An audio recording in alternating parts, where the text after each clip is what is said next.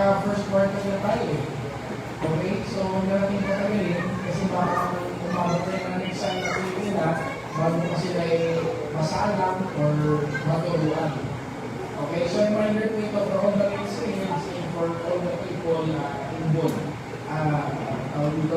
Concerned. Okay? Tapos, ngayong April, ano naman ang itinerang activity natin?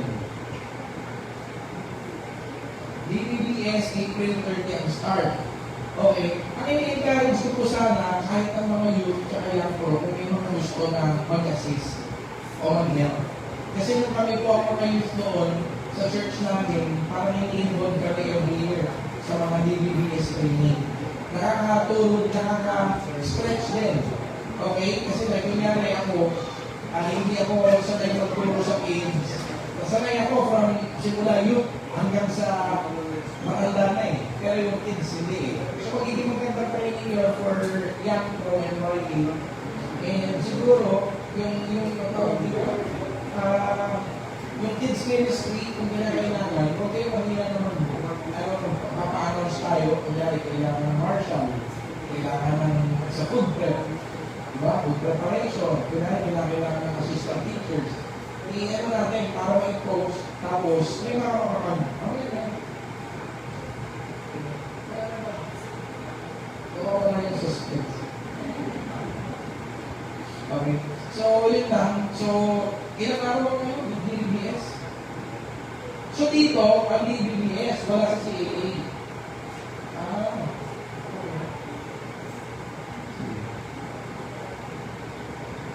Ano pa susunod doon? Sa May.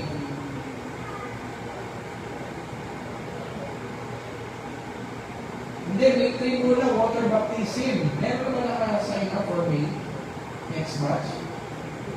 Hindi ina-announce eh, no? O hindi sina-announce, pero May 3 ang next schedule ng ating water baptism. Tsaka may strengths meeting pala. Kaya na. Tapos ano itong DBBS graduation pala yun. Okay? Tapos May 10, Mother's Day. Okay, malapit na. Mga araw ng mga nanay. Tapos, ang next workers meeting natin, May 17. Okay, dapat CG meeting lang yun, pero mas nag-design ka naman kung gagawin yung workers meeting. Kasi CG meeting, hindi naman lahat kasama eh. Ilan lang yun eh. Di ba? So, gawin na lang natin workers para nag-monitor ko rin. And, multimedia R&R. May 20 na 30. 30. Tapos May 31, yun yung appreciation ng mga honors. Recognition Sunday natin. Okay. Sino ba ito sa Mother's Day? Wala pa. Kung may tokens. Anyways, yun lang. Tapos pagdating naman ng June, ang unang activity natin is June 1 to June 5. So para yung kami ka-calendar, sulat nyo lang.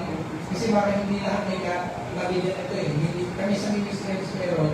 Pero ang next natin, June 1 to June 5. 1, 2, 3, 4, 5. Prayer and fasting. Mid-year prayer and fasting. I-set nyo na sa calendar ng cellphone nyo. June 1 to June 5. Mid-year prayer and fasting.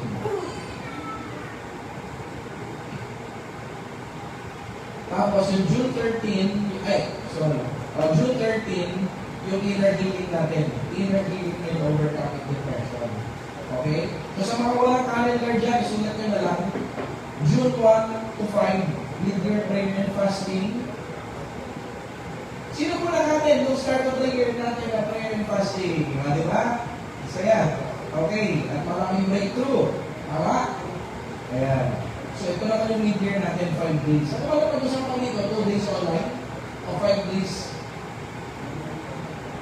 2 days online, 3 days dito, on-site. Okay. So, June 13, inner healing. Ayun lang. Tapos, June 21, Father's Day naman. So, doon muna tayo may in June. Sulat nyo lang.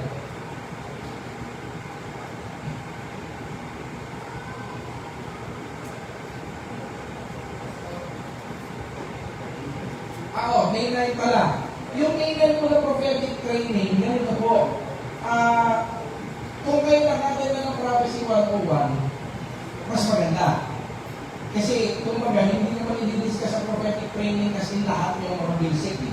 Okay? So, ako ituturo dito yung actual na hands-on. May konti lang, isang session lang yata na mabalikan. Parang, kumbaga, sasawsaw lang ng konti para recall. Okay? Pero, kung hindi mo pinakanta ng Prophecy 101, okay na rin to. Okay? Especially kung kayo ay worker ng church. Okay? Ganito po, kaklarify ko lang, hindi required lahat ng workers. Hindi required lahat ng workers. Pero ang highly encouraged, praise and worship, intercessory. Sino ba? Ministry. Actually, ministry. Hindi.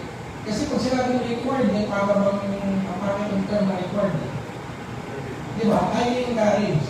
Kasi kung sinabi, kung ito nasa prophetic ministry, mas matagal pa ako sa inyo.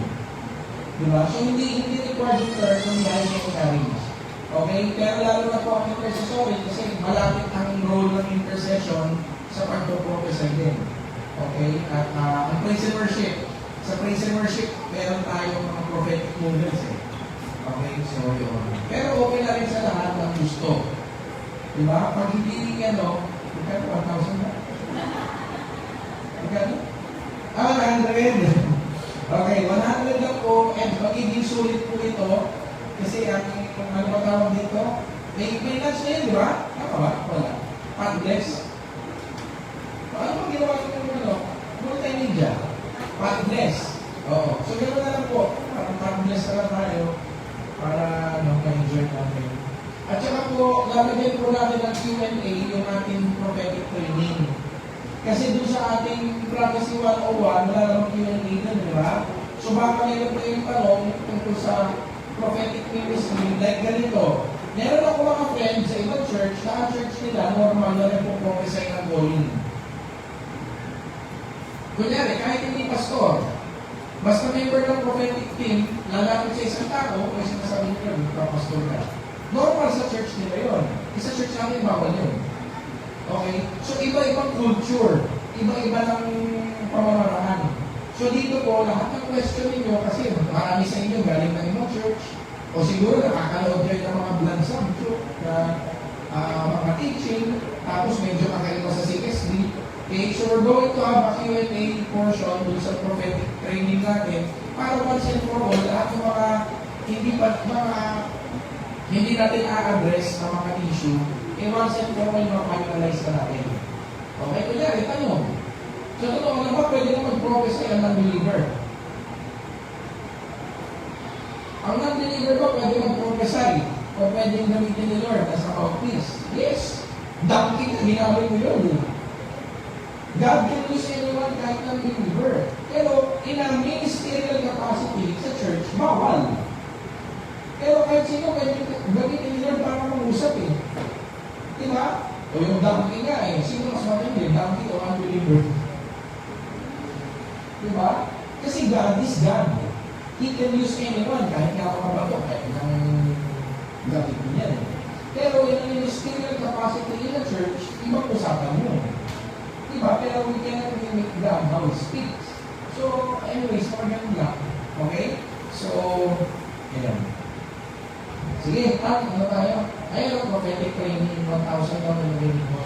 Ay, hindi ko lang nabili. Ay, i-share lang po ko sa inyo ngayon kasi kung hindi nyo po napansin, parang bumabalik ako doon sa roots natin ng signs and wonders, miracles, power of the Holy Spirit, ano tawag dito yung deliverance, di ba? Kasi doon naman tayo nagsimula. Doon nagsimula ang CSB. At nakakatuwa lang, kung naiintindihan nyo talaga yung testimony ni Ansan, yung last Sunday, yung testimony na, nag-usap sila ni Pastor Christian. Yung glory encounter lang natin. Tapos ang word ni Lord sa kanilang dalawa is balikan yung roots natin. Balikan yung identity natin. Eh, speaking of Ansan.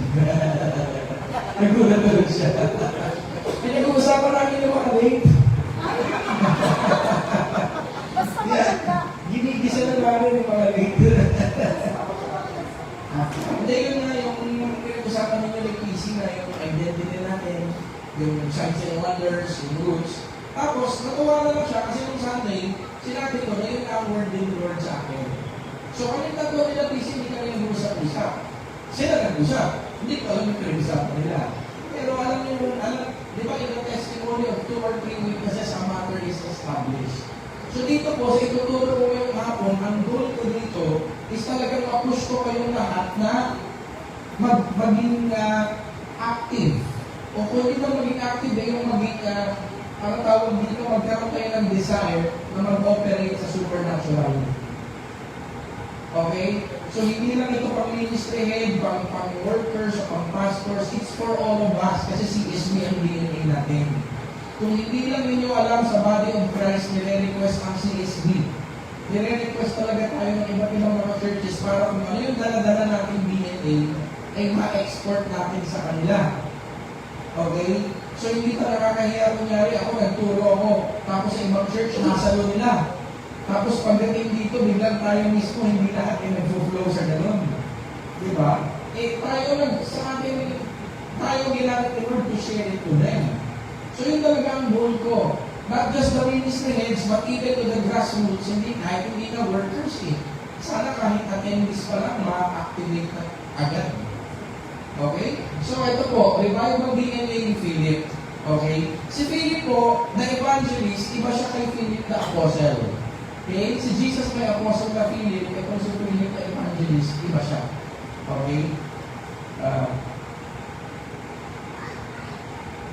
Basahin na lang na, kasi ito hindi na ako. Sabi po dito, no, basahin ko lang yung ano sa inyo. In those days, when the number of disciples was increasing, the Hellenistic or Grecian Jews among them complained against the Hebraic Jews. Alam mo itong kwento ito? Ilang beses nung nagturo ito eh. Because their widows were being overlooked in the daily distribution of food. Sabihin na natin lahat, food ministry. Feeding ministry. Yan mismo yun. Ang pinag-uusapan dito, feeding program ng church. Okay? So, feeding ministers ang ano dito. So, the 12 apostles gathered all the disciples together and said it would not be right for us to neglect the ministry of the Word of God in order to wait on tables. This proposal pleased the whole group. They chose Stephen, a man full of faith and of the Holy Spirit, also Philip, Prochorus, ayun si Philip, Nicanor, ganyan, si Timon, Pumba. Parmenas pala. Kala ko Timon, tapos Pumba. Okay. Nicholas from Antioch, a convert to Judaism. They presented this men to the apostles who prayed and laid their hands on them. Imagine ninyo anong ministry nito? Food, feeding ministry. Tapos kinomission pa talaga sila, nilihans pa. Para ma-empower sila, para mag-distribute ng food. Grabe. Okay? But, eto na, tanong tayo ng Acts chapter 8. So, na-appoint na yung pito, ito yung naging problema naman. But Saul began to destroy the church. Going from house to house, he dragged off both men and women and put them in prison. Those who had been scattered preached the word wherever they went. So ito na, ano nangyari kay Philip? Si Philip, dahil nagkaroon ng persecution, Philip went down to a city in Samaria and proclaimed the Messiah or Christ there. So si Philip, meron siya isang group. Nung na-scatter dahil sa persecution, yung grupo ni Philip pumunta sa Samaria. Kasi pag nasa Jerusalem sila, makaipakulong sila at makipagpapatay sila. Yun yung context nito. Okay? Ito na. When the crowds heard Philip and saw the signs he performed, they all paid close attention to what he said. Ano ministry ni Philip? Feeding ministry. Si feeding ministry na Philip, nagpipreach. They paid close attention to what he said. Naging preacher. Naging evangelist. Okay? Sabi dito, for with shrieks, impure spirits came out of belly. Naging deliverance minister. So, hindi lang siya sa feeding program, in-special Lord, hanggang sa lumabas siya sa comfort zone niya, naging evangelist siya, nag-start mag-preach, nag-win ng soul, naging deliverance minister siya. Shrieks Impure spirits came out of many, and many who were paralyzed or lame were healed.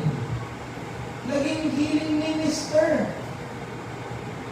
Yan yung gusto ko na maging template ng church natin na kahit nandun ka sa pinakamababa, sanay ka sa deliverance, sanay ka sa healing, sanay ka sa evangelism. Nakuha mo natin na hindi tayo compartmentalize ng ministry natin. Yan na nakakalungkot pag compartmentalize mo lang sa sarili mo. Hindi, ang prophetic good lang ako. Taga-prophesy lang ako, hindi ako pang deliverance. O, kunyari, Sunday school teacher ako, hindi ako tagawin ng souls, hindi ako soul winner, hindi ako evangelist. Kumbaga, simula ngayon, let's break yung mga mindset natin na lawakan natin. Okay, you are destined for greater things.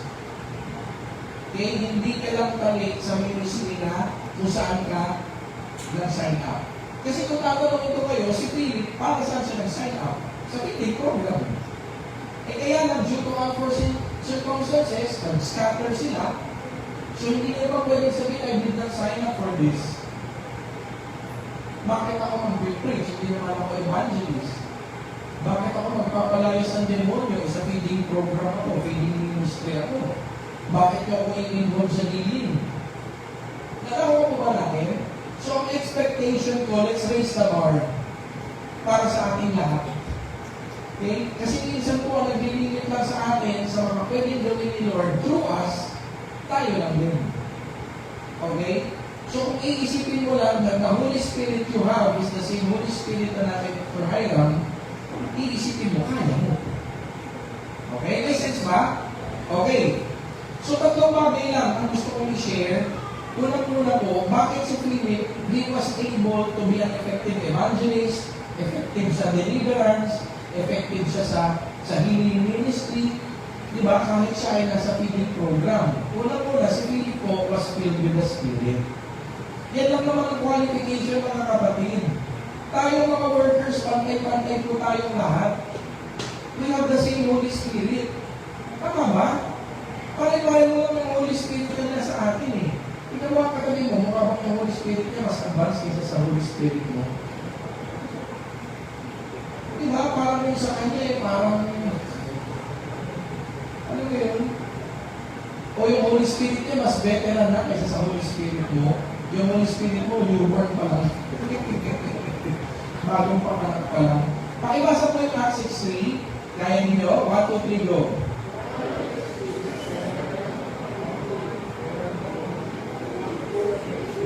Wow. Di ba kasama si Philip sa napili? So, ibig sabihin, itong qualification na to, pasok siya. He was filled with the Spirit, and nasa feeding ministry siya, pero filled siya ng wisdom. Wow, sabi ko Lord. So, ang prayer ko po lahat tayo, filled ng wisdom. O, hands mo yung katayo, speak mo, Lord, I pray, filled with the Spirit, and filled with wisdom. Left and right, prepare mo. Yan. Sabihin mo, I receive it, Lord. Diba? So, ganito po. Alam natin ang ministry, bakit kinakailangan na filled with the Spirit? Kasi kahit anong ministry ang gagawin mo, it's not by might or by power, but by the Spirit of the Lord. May kwento po ako sa inyo. Meron po akong isang narinig na preacher. Itong preacher na to, sobrang hinahanaan ko. At ang isang reason kung bakit hinahanaan ko siya, kasi itong preacher na to, nakabuhay na ng patay. Baka siyang napatay na ang nabuhay niya. Okay, patay na. Pinag-pray niya, nabuhay. Sabi ko, oh Lord, ang tindi naman ng ano yung tindi itong preacher na to. At siya yung naging senior pastor ng kanilang church. Yung church nila, siguro noong 90s and early 2000, kilala. Alam mo kung ano ministry niya sa church? Driver po siya ng pastor nila. So yung church, nag-hire ng talagang paid driver, yung sweldohan. At yun lang ang ministry niya sa church. Ipag-drive yung kanilang senior pastor wherever he gets invited or wherever he goes. Driver. Paano siya naging senior pastor? Yung pastor po nila nagkasakit, namatay. So yung church, napakagaling kasi yung church nila was a prophetic church na marunong makinig sa Holy Spirit. So yung elders, nag-pray, and fasting, Lord, si pastor nung nabubuhay, walang kapasahan ng mantel. Walang kapasahan ng kanyang, yung mantel niya, as a pastor. Lord, sino po ba? Kanino ba bagsak yung mantel ng pastor bilang magiging bagong head pastor ng church? Imagine, elders kayo ng church. So, ang siguro pwede unang pumasok sa isip ninyo, ministry heads. Pero dahil supernatural revelation, lahat ng ministry heads, alam niyo kung sino nilibig ni Lord? Driver yung pastor. At alam niyo kung kailan siya nakabuhay ng patay, hindi nung pastor na siya, nung driver pa lang siya.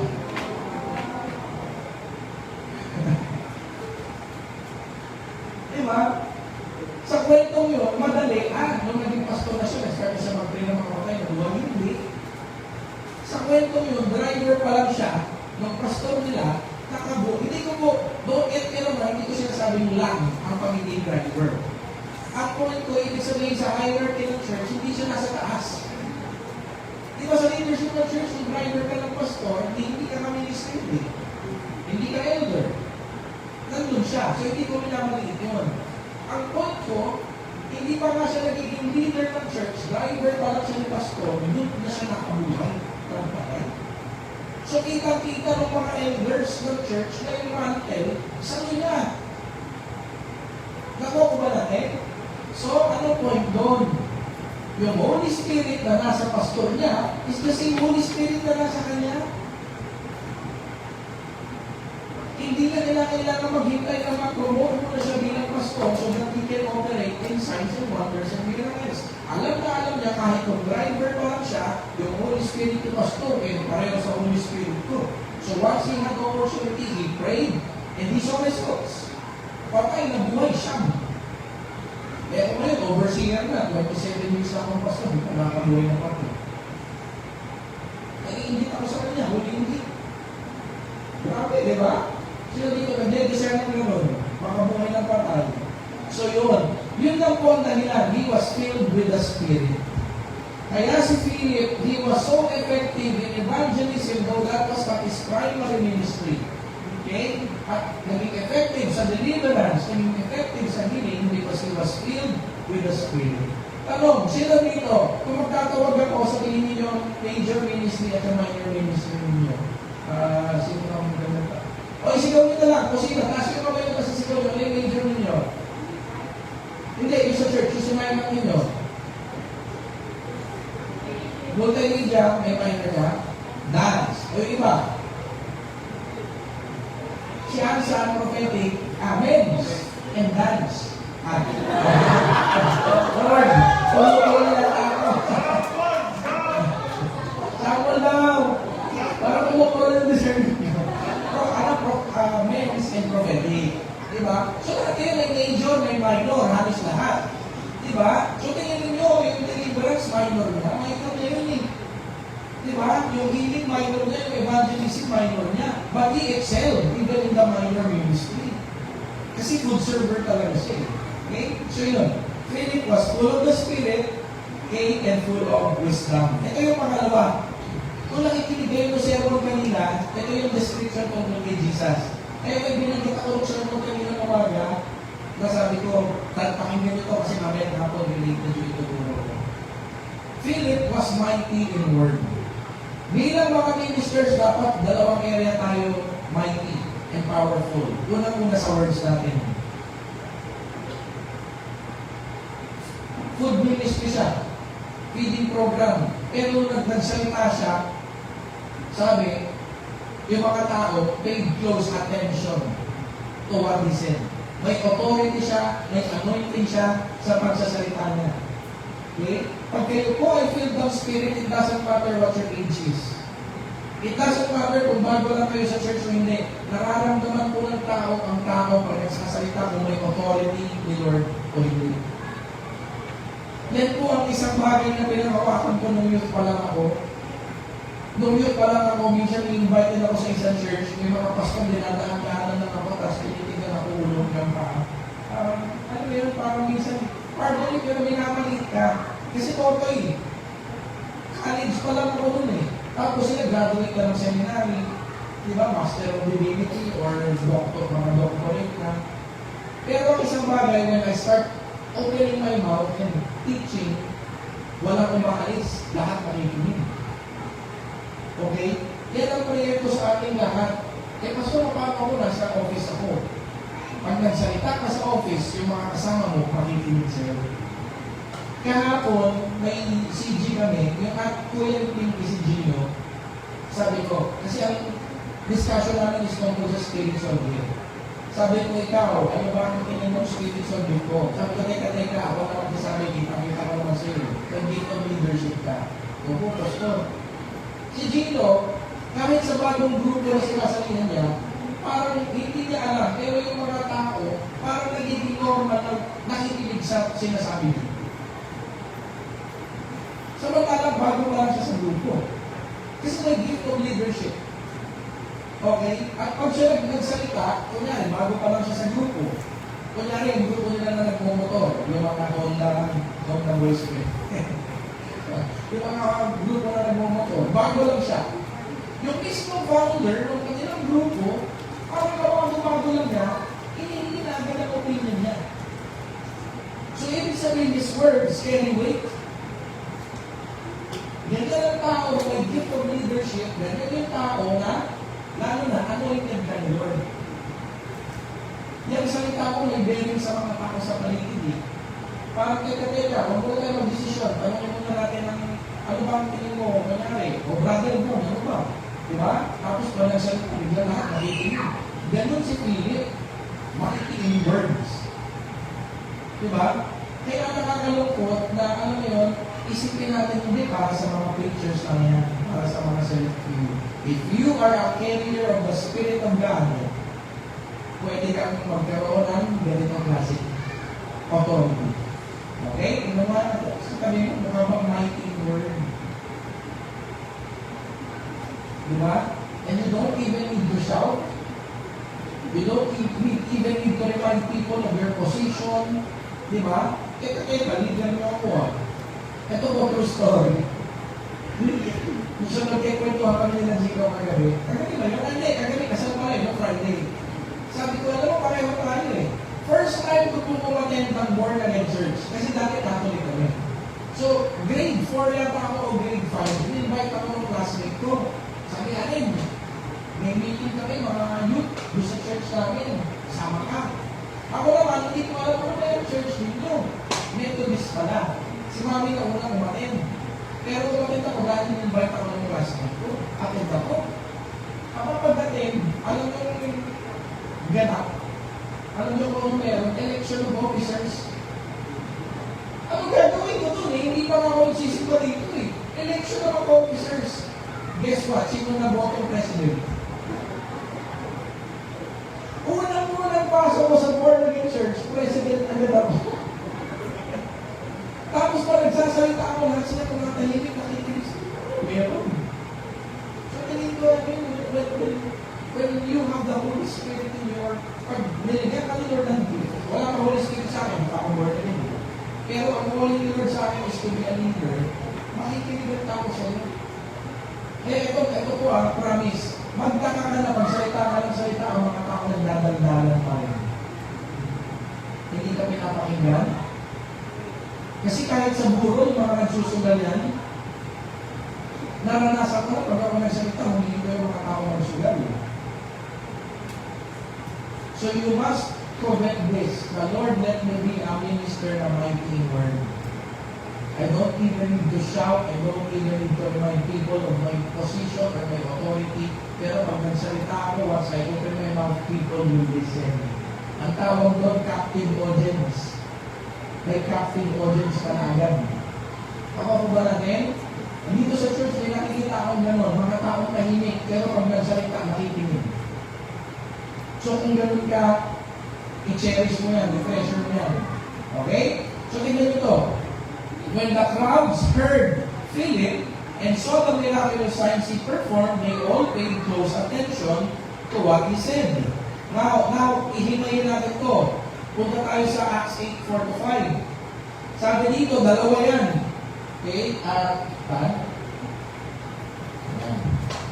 Those who have been scattered, preach the word. So kasama dyan si Philip, ever say, preach the word.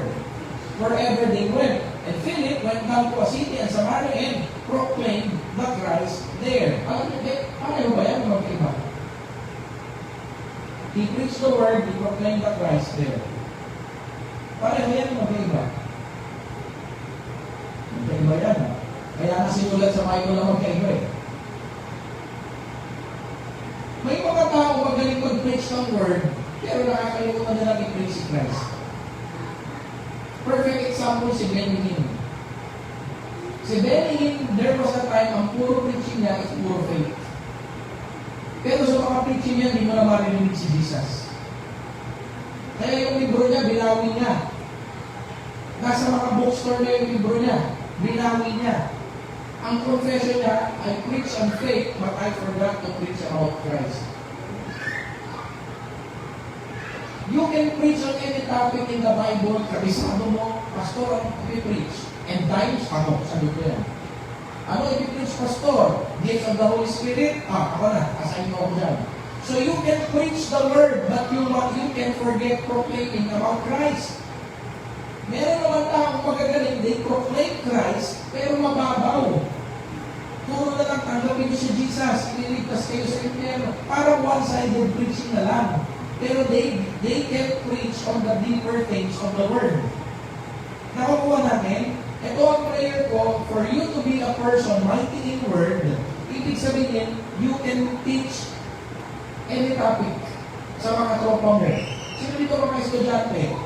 Paano kunyari, may classmate ka, kunyari, Ayu, di ba born again ka? Oo. Explain mo naman sa akin yung Trinity.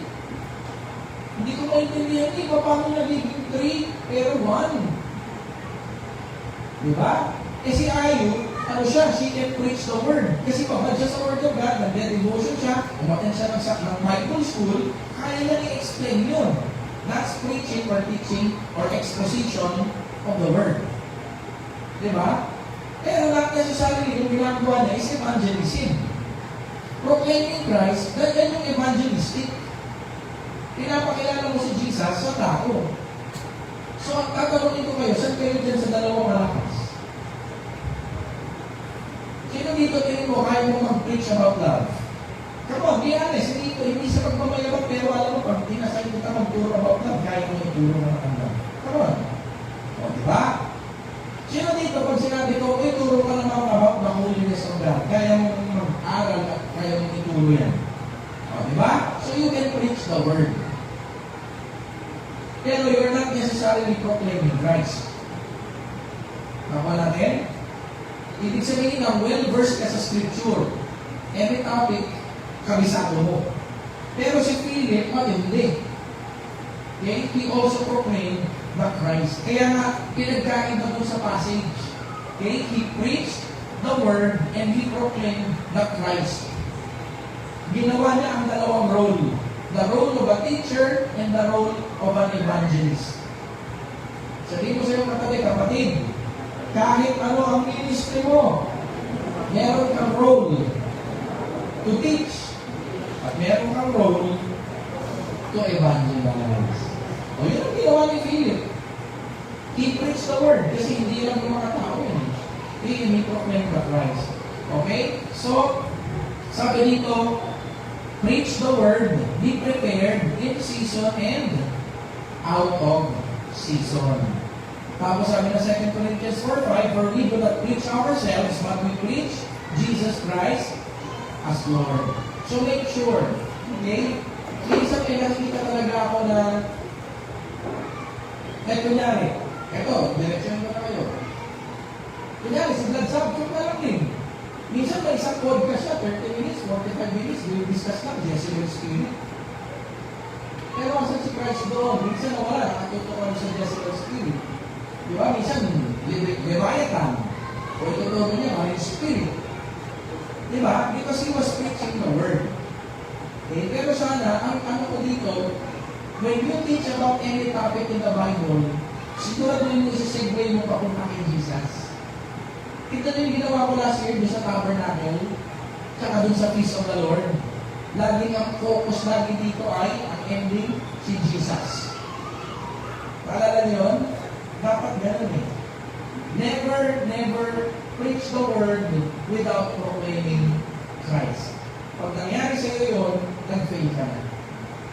Okay? So, mighty in word ba si Philip? Sino gusto maging katulad ni Philip? Mighty in word. Okay? They all paid close attention. Balik pa. Balik pa. Ayan. See? So they all paid close attention to what he said. Okay, tapos yung next, he preached the word and he proclaimed Christ. Okay? Sino dito nagde-devotion araw-araw? Yan po ang susi. Okay, mag-devotion kayo araw-araw, magbasa kayo ng Bible para maging well-versed kayo sa Scripture. Okay? Romans 10:17. Ayan. Faith comes from hearing the message, and the message is heard through the word of Christ.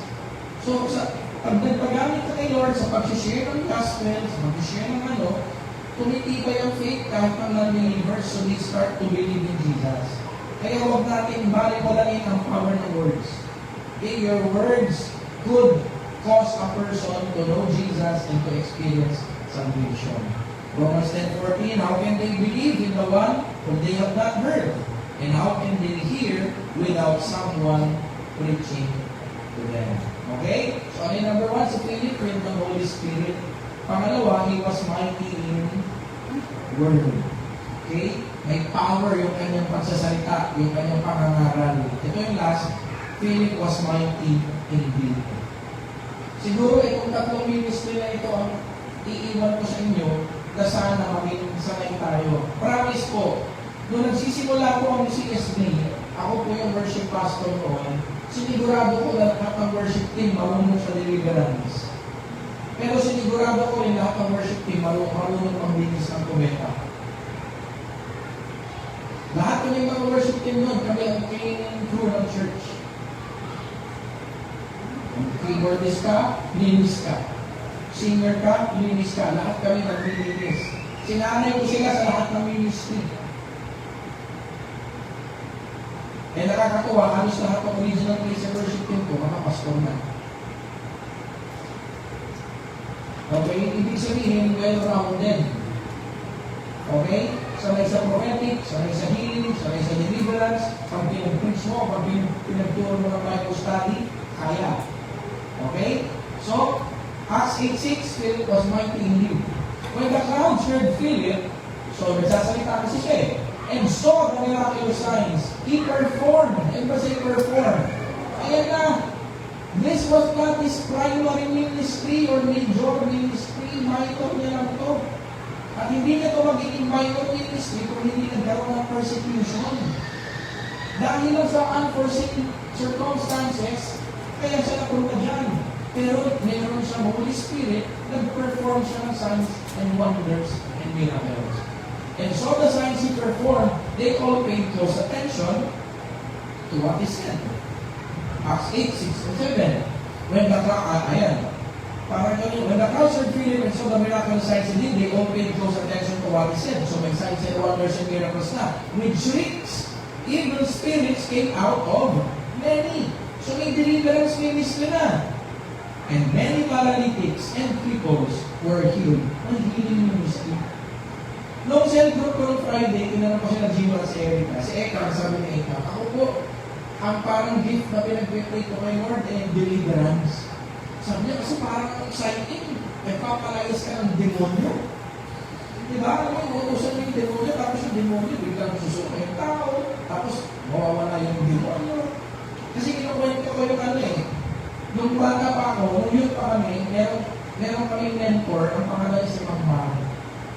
Si Magmar, nandun kami sa Tres Martires sa Cavite, sa isang bukid. So nung deliverance, mga lunchtime, nandun kami sa kubo, yung pinag-pray niya, nagbala. Tapos nung nagbala, tumakbong papalayo. Alam niyo, kung gano'ng malayo, naikwento ko na ito dati. Simula ko dito, nasa McDo na yung pinag-pray niya. Tayo na. Diba? mga guys. Layo. May 500 meters lang naman. Pero malayo. Nakaupo si Mapar. May gabi pa sa ilid niya. Sabi niya doon sa tumatakbo, in Jesus' name, I command the angel of the Lord, dalihan yung paa at ang kamay. Gano'n malayo sa makdo, nandito si Mapar, nagkakapit ko eh. Yung pinag-piprin, gumanon yung kamay, pati yung paa, tapos bumagsak doon sa labong gumulong. Ito, makalala ko. Puti-puti na yung buhay, puti sa kabuto. Sabi ko, hindi nito ah. So yan. Tapos hindi natapos, nakaupo. Angel of the Lord, balik nyo dito. Yung lalaki, nakagalan nyo pa, talot-talot eh. Hanggang sa nakabalik, tapos doon yung tinapos ang deliverance. Sabi, ito si Mang Mar, hindi mo pastor. Isa lang sa mga leader ng church nila. Hindi pa kami misleader. Sino gusto maging katulad ni Mang Mar? Hindi. Promise. Siguro marami dito mapapahiya kayo pag nandito sa program ngayon. Tapos may deliverance. Hindi naman ito pagalingan. Pero ibig sabihin, anong ministry niya? Wala ka nga eh. Hindi pa nga siya ministry eh. Sumasama ka siya doon sa pastor niya pag may deliverance. Di ba? Mga pastor, kailan yung huling deliverance na kayo ninyo? Wala si Bishop sa kasok niyo eh. Wala, hindi ka bilhin. Kailan yung huling deliverance? Dapat kayo, ina-assign din. Susunod na meron, i-assign nyo dito na para mahasa. Okay? Ministrahin. Kailan yung last month, pinag-training mo ng deliverance. Dapat niya gagawin ko yun, iibahin ko na eh. Hindi na lang deliverance ministry ang mag-ano. Parang gusto ko maging hands-on na ulit ako mag-assign. Para hindi na puro deliverance team. Lahat napakasanay ka ulit. Diba? So, tignan nyo ha. Next na. Ayan lang yung tatlong power ministry o yung mga powerful acts niya, ang ginawa niya. Signs and wonders, deliverance, and healing. Magkaroon lang po tayo ng tatlong lahat na yan. Eh, masaya, kung pupunin ako ni Lord, masaya ako makita ko kayo na nag-ooperate sa tatlong bagay na yan. Diba? Kunyari, oy, si Angelica, at si Emily, yung pinanayos na demonyo sa CAA, kapre. Diba? May kapre sa CAA, pinag-pray nilang magkapatid. Diba? Ayun, kapre ba yung katama ko? Yung kapre naman, break na lang. Nakatanggal na yung mission ng kapre. Nag-break na lang siya.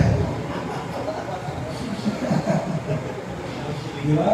In Jesus' name, hindi ka na magtatama ko. Diba? Pero promise, I would be a very, very fulfilled pastor if I see everyone moving in the ministry of deliverance. Sobrang saya ko nun. Okay? Sabi dito, now, Stephen, a man full of God's grace and power, si Stephen isa doon sa 7, di ba? Na mga chosen at 7. He did great wonders and miraculous signs among the people. Sabi na, great wonders. Sabi na, miraculous signs. O ano si Stephen? Ano siya? Philip ministry. Kasama ni Philip. Si Stephen at si Philip kasama doon sa 7. Ano ba? Si Timon at si Pumba. Kasama nila.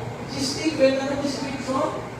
Oh, great wonders and miraculous signs. O sige, declare mo sa katabi mo, gagamitin ka ni Lord for signs and wonders and miracles in Jesus' name. Hindi ko makakalimutan ito. Dalawang testimony ito. Si Clarence, nung youth pa lang ito. Tinuturo ko yung gemstone. Hindi mo nakakita yung purple gemstone mo no? Nawala na. Si Clarence, isang bagsak nito yun. Di ba? Testimony na 7 purple gemstone nag-appear. Sabay-sabay. Grabe, sino dito sa gemstone? O, di ba? Meron pa, si Jamar, saan ka? Ayan. Nagturo ko ng mga nawawalang gamit. Tapos, si Bobby Conner, siya po ay parang yung mentor ni Bob Jones, isang prophet sa Amerika. Ito si Bobby Conner, meron siyang Swiss knife na regalo ni, sinasabi ko, Bob Jones. So may sentimental value yung Swiss knife niya, nawala. Sabi niya, Lord, di ba may anointing ako, may power ako. So sabi niya, I want my knife back. Out of thin air, bumagsak sa harapan niya yung Swiss knife. So, kinuwento ko yung direksyon sa isang activity, narinig ko, kinuwento ko, kasi Jabbar, nawala yung wallet. Di ba, Jabs? Kalala ko yan? Nawala ang wallet ni Jabbar. Ewan ko, nagtawag sila ng mga youth. Ang nasabi mo, Jabs, I want my wallet back. Sa kwarto niya, out of nowhere, yung wallet tumalong doon sa, parang sa kama ba? O doon sa lumitaw, di ba? Lumitaw tapos bumagsak sa harapan mo. Imagine out of nowhere, nandun yung wallet, signs and wonders and miracles. Eto, meron tayong isang pastor dati sa Iligan, nalaglag ang wallet sa gasoline station. At layo ng bahay nila, parang isang oras ang layo. Pag uwi sa bahay, nag-declare siya, I want my wallet back. Out of nowhere, tumalong sa harapan niya yung wallet na wala sa gasoline station na doon sa bahay nila. Naman pa rin. Pero kahit walang naman, bukod-duda. Out of thin air, tinuro ko to sa isang Methodist church. Di nakikinig si Ate Celia Labs si Ate Celia Ramos. Problema naman sa kanya, sing wedding ring. Nawala ang wedding ring sa beach.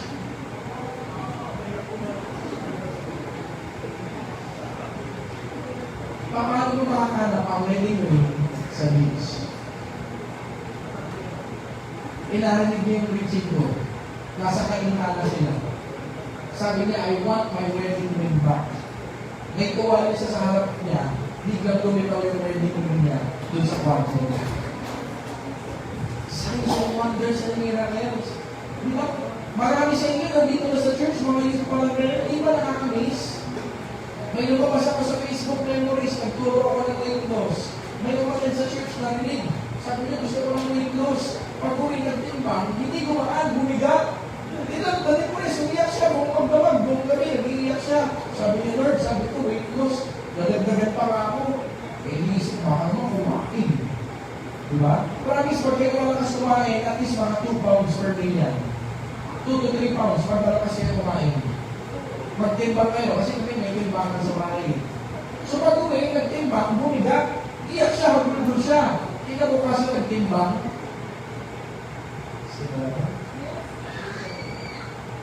18 pounds. Kinabukasan. Minsan ganun si Lord eh.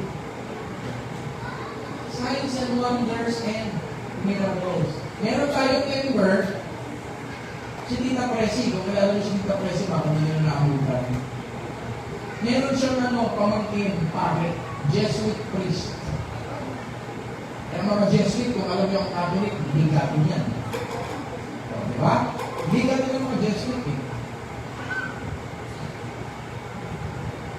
First time umatid sa church, communion, hawak niya yung bread, hawak niya yung tinapay, naramdaman niya may umapak sa kanya. Kasi napasubsub siya eh. Parang galing sa likod niya, niya po siya ng malakas eh, natapon yung green juice niya pa nga eh. Pag-pray niya, lahat ng tao nag-pray, prepare for communion. Niyakap ni Lord for the first time. Alam niyo sabi nitong pari sa amin, pari ito alam niyo sabi niya, Pastor, totoo pala ang juice.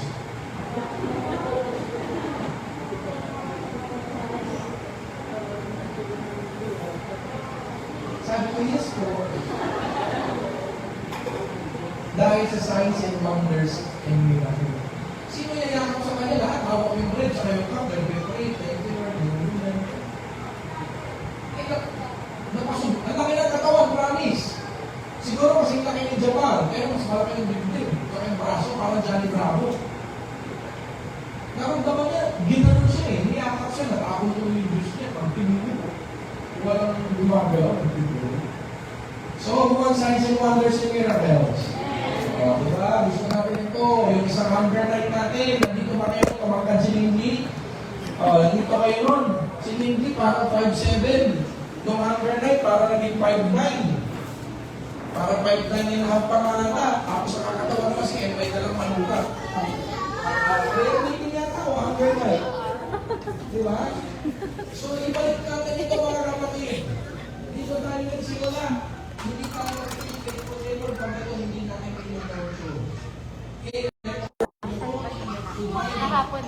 All demons and to cure diseases. Sabi ko sa'yo kapatid, may authority ka to drive out demons. Honestly, sino dito, simula nung 2 years ago, naka-experience ng deliverance ministry, naka-cast out demons sila. O, sarap, di ba? Sino nag-enjoy? Sino gusto more? O, ako natutuwa, si Tristan, siguro ilang months ago, may pinipray kami bahay nila. Yung bahay nila, hindi maparent rent. Kasi lahat ng pupunta doon may nararamdaman. May nararamdaman talaga. In fact, yung kanilang mga tauhan sa mga empleyado nila sa opisina, pumupunta ron para i-video yung property, para pag pinost nila ko rin, may video, tapos nag-shoot sila talaga eh. Ito yung bedroom, ito yung bathroom, yung ganyan. Pero kahit anong gimmick nila, walang magaling, kasi pag pinuntahan na, may nararamdaman. Okay.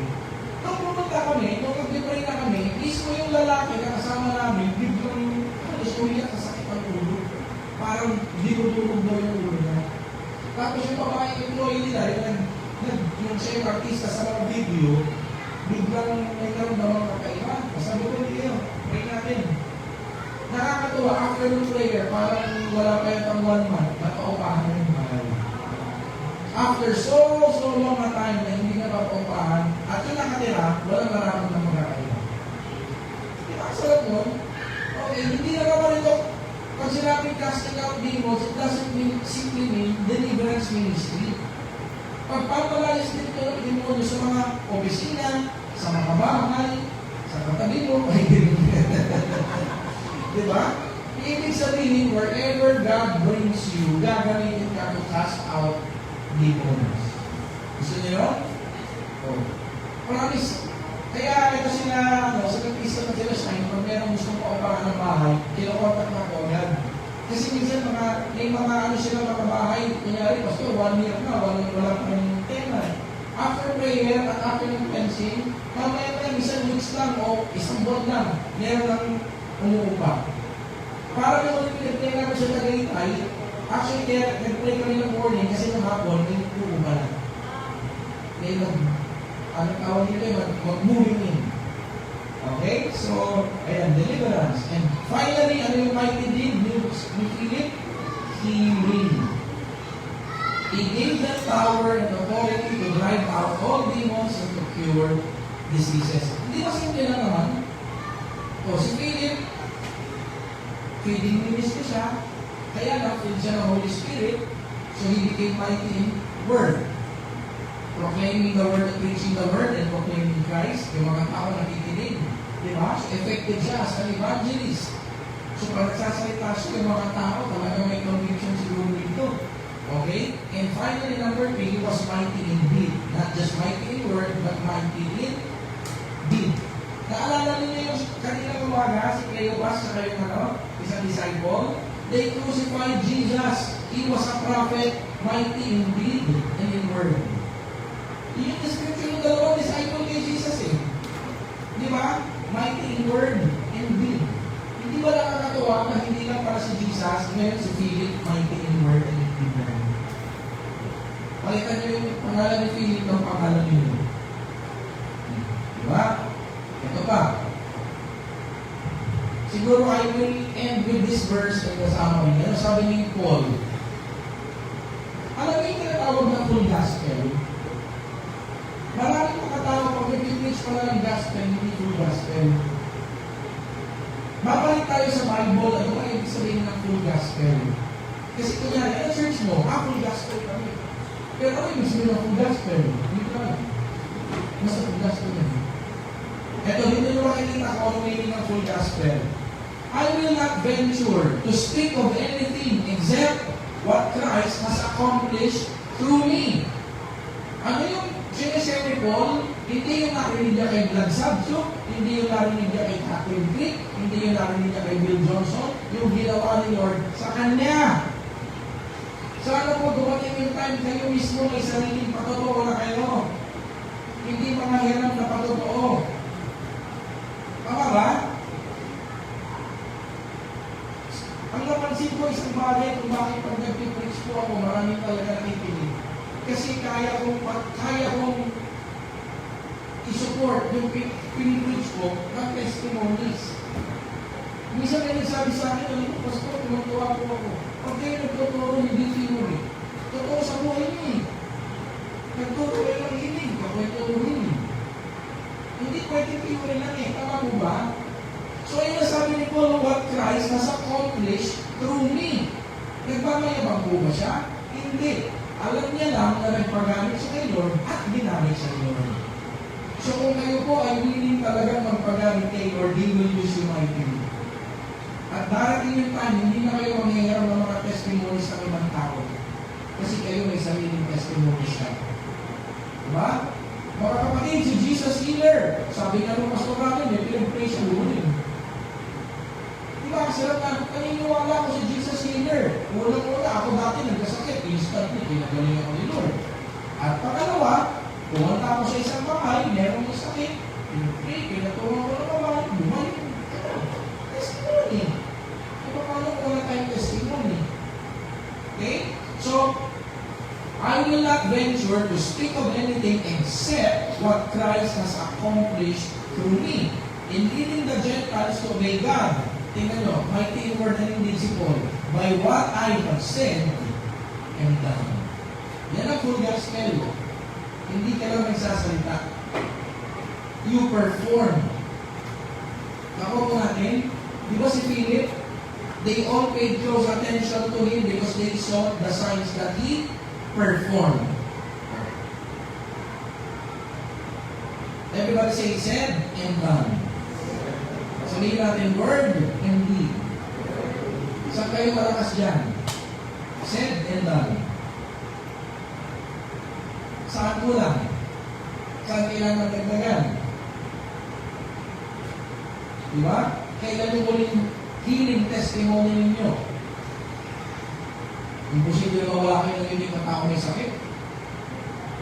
Imposible. Hindi ako naniniwala dyan. Kung nagtatrabaho ka, malamang sa office niya, meron kayong office mate na pumasok kahit masakit ang ulo. Pumasok siya kahit may dysmenorrhea. Pumasok kahit may mic, kahit siguro may, di ba, ina-acid. Imposible pala. Okay? Sabi niya, by what I have said and done. Ano yung done na yun? In what, describe niya what He has done by the power of signs and miracles through the power of the Holy Spirit. So from Jerusalem all the way around to Illyricum, ito na yung full gospel. I have fully proclaimed the gospel of Christ. Ang full gospel, dalawang elements niyan. What you have said and done by your words and by your deeds. Hindi full gospel ang church na hindi naniniwala sa himala. Hindi full gospel ang church na hindi naniniwala sa deliverance at sa healing. Part yan ang tinatawag na power ministry. Ayan ang, according to the Bible, ito ang full gospel church. Ito ang full gospel sharing. Huwag natin bibigyan ng modern meaning, huwag natin bibigyan ng personal meaning, tuloy natin ang galing sa Bible. Ito na sinabi na ni Paul. By what I have said and done, by the power of signs and wonders, to the power of the Holy Spirit, I have fully proclaimed the gospel of Christ. Ano po ba? Kaya ito na ba kayo? Simple lang, di ba? Pero ito po ay talagang tinuturo ko, so, ulit-ulit naman. Talagang uulitin ko kayo. Uulitin ko kayo. Kahit linggo-linggo gagawin ko to hanggang sa, alam niyo yun, pag hindi ko kayo nakita mag-move sa signs and wonders, ang hirap na sa hindi ko kayo tatantalan ng preaching tungkol dyan. Okay? Bakit? Sino mo na mag-expect? May pinagdahan ka. Paano kung kinuha ko ni Lord? Tapos biglang, ano nangyari sa CSP? Diba? Parang hindi na lang. Eh, tongues lang, basic na lang speaking in tongues. Eh, sino dito, hindi pa nag-speaking in tongues. Sino dito, nagka-tongues lang? Pinaka-basic pa lang yun eh. Di ba? Actually, parang that's one of the most basic gifts. Kaya i-desire ninyo. Para at least yung prayer life ninyo, saka yung worship life ninyo, ang tawag na dito, ma-elevate, ma-promote. Okay, so yung summarize na natin, ito. Revival day ni Philip. Simple lang. So Philip was full of the Spirit. Kung ikaw filled with the Spirit, you're on the right path. Pangalawa, Philip was mighty in word. Bakit? He preached the gospel, he preached the word, and he proclaimed Christ. And people paid close attention to him. Okay? So makikita mo yung salita niya may power, may authority. Ito po natutuwa ako. Kasi hindi siya masyadong ma-expressing na tao. Pero pag nagsalita, hindi makakurot. Si Brother Louie. Si Louie, nung glory encounter, di ba si Louie pagkapag siya pag nag-preach, hindi ka nakarot. Ako nga, nakarot ako mag-preach eh. Kaya sabi nga Louie, ikaw lahat ang sinasabi mo, dinidemonstrate ko eh. Di ba? Si Louie iba, simple lang, pero rock. After nag-glory encounter, promise, Louie, maglalaki ulo niya. Ang daming lumalapit sa akin, Pastor, si Louie, simple lang ang salita. Pero parang hindi ko na alam kung saan nilalagay yung sarili ko, hindi mo conviction mo rin. Mighty in word. Diba? Mighty in word. So, ibig sabihin, basta filled ka ng Holy Spirit, pwede mo nang maranasan ito. Tama ba? Sino sa inyo na-bless nung glory encounter natin? O yung mga speakers natin, simple lang, di ba? Pero rock. No. Yun eh. Kasi may Holy Spirit, kaya pag nagsalita, may authority. So, paano kung wala Holy Spirit? So, full of the Spirit, mighty in word, and finally, ito yung pinag-pray ko, minsan dito na lang tayo kulang, ibalik natin ito, let us be a church that's mighty in deed. Signs and wonders and miracles, deliverance ministry, healing ministry. Okay? Sa totoo lang, hindi nyo ko na-recognize talaga yung full potential ninyo. Meron na eh. Nandiyan na. Kinakailangan na lang step out in faith. Gamitin ninyo. Okay? Gamitin ninyo. Kasi kung hindi makakasa ang gift na binigyan ninyo. Sige? So right now, pwede ba i-request mag-gather kayo per ministry and pag-pray lang natin ito yung tapundi ninyo. So mag-pray lang tayo, ipag-pray natin yung ibalik ito ni Lord sa atin. Okay? Kahit Sunday school, dapat may signs and wonders. Diba? Dapat may healing and deliverance. Kahit next ministry yan.